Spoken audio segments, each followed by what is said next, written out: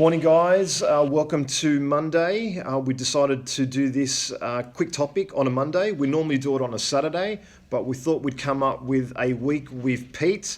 Clearly, we do not know how to rhyme, but we do know real estate, and that's what we're here to do. We're here today to talk about real estate, to give you a bit of inspiration for the week. Knowledge is power. So today's topic is about buying an investment property and how I do not want you to buy an investment property. That's right. I don't want you to buy an investment property, especially in Sydney right now. I heard a report the other day that 1 in 10 properties are selling under market value or less than what the owner is paying for it. Now, you guys are probably thinking, well, hey, that's all right. There's still 9 that's selling for above market value. But when we take it into consideration, when we work out the numbers, every successful investor knows their numbers. They know what their goals is, because if you fail to plan, you plan to fail. So what we're here to chat about today is correct planning and understanding the numbers.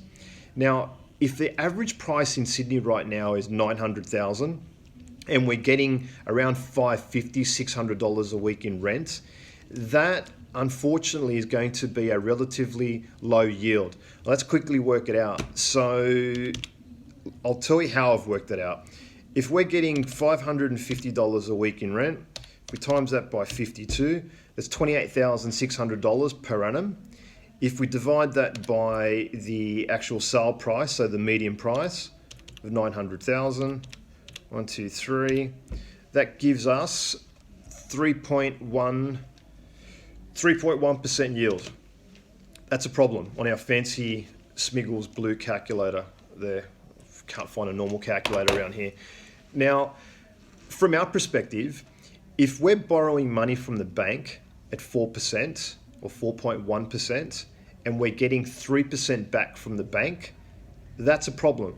Because if we're in a flat market or a potentially declining market, because whatever goes up must come down, the reality is that money has to come from somewhere, and essentially it's going to come out of your pocket. There's a 1% shortfall because our return on our investment is 3%. We're borrowing money at 4%. So that 1%, that buffer, needs to come from somewhere, and unfortunately it's going to come out of your pocket. So if the market is declining, or if you've got a bit of instability within your job, or if your wife falls pregnant, or whatever the story may be, that 1% is going to come out of your pocket. So as investors, if we're borrowing money at 4%, we want our yield and our return on investment 1% higher than the money that we borrow. So therefore it's passive income, and it's money that's going into our pocket, because we like money going into our pocket. It's cash flow. We want it to flow into our pockets, not out the friggin' door. That's what it's all about.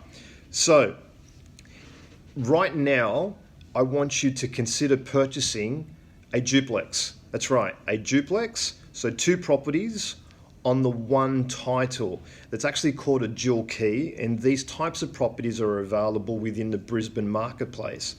Now, Brisbane is going through a lot of growth at the moment. Sydney has the highest international migration, sorry. Sydney has the highest international migration, and Brisbane has the highest interstate migration. So we've got to also understand the flows, the population flows. If we're purchasing a property at $475,000, which is the median price for a dual key. Now, a dual key, as I just mentioned, is 1 roof, but 2 properties on the one title. One side could potentially be a 3-bedroom when you get about $330 a week in rent. The other side, it could be a 1-bedroom and you get about $280 to $290 a week. So all in all, you're going to get around $620 a week in rent. Let's do the numbers. At $475 is the purchase price, principal and interest. So we want to pay down the mortgage. So we calculated that at about 4.5% interest rate. So we've been conservative. It's going to cost you around $450 a week in mortgage repayments, plus taxes, plus the insurance, plus property management fees. All in all, it's going to be around $414 a week. That's what it's going to cost you. Now we're getting $620 a week back in rent.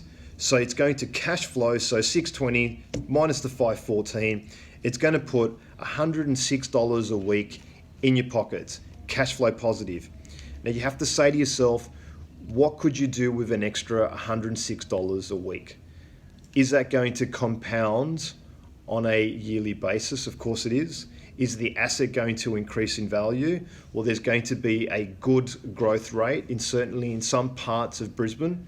Not all parts of Brisbane. It's the same thing with Sydney, and it's the same thing with Melbourne. There's good parts and there's bad parts. You just need an advisor to advise you the right marketplace to invest in. If we're focusing on the yield, so if we're getting $620 a week in rent, if we times that by 52, that's $32,240. Now, if we divide that by the purchase price, which is $475, 1, 2, 3 equals, that's a 6.7% yield. So again, what I just mentioned a moment ago, if we're borrowing money at 4% and we're getting above the money that we're borrowing, so in this case we're getting 6.7% back, then that's passive income. That's what it's all about. It's $106 a week in your pocket. We're big believers on the whole FIRE system. I'm not sure if you heard of it, but FIRE, and things ain't burning down. FIRE stands for Financial Independence and Retire Early.